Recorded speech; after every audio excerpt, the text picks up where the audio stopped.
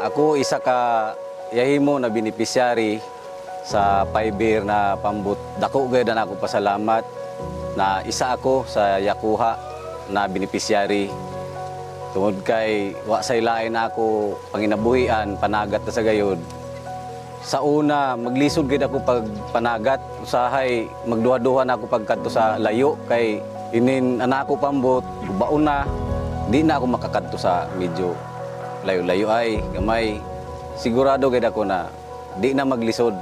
Tapos kuman na yaon ay 5-year, ligo na, bago na makina, makakadto na ako sa insakto gayud na pangisdaanan. Tungod kay ligo na anak ko pambot. So manghinaot ako na grasyahan, kadugang-dugang na nako kuha para sa ako pamilya. Salamat kadayaw sa BIPAR na isa ako sa pagapiyalan na nini na pambut. Ako isaad ipasalig sa ila na ampingan ko gay ini kay sigurado ako apil pa na ako mga apo na nini makagamit pa tungod na nini kalig-unan nini na pambut.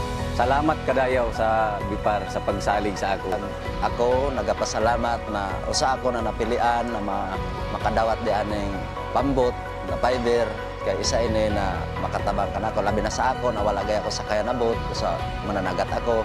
Dako kaya ra ko ning gamit labi na sa ako pag panagat about diving nan una nan wala pa ako boat mano-mano ra ako langoy nya karon kay napili na sa ako na nasa ako boat pagsakay na ako madali na ako proseso.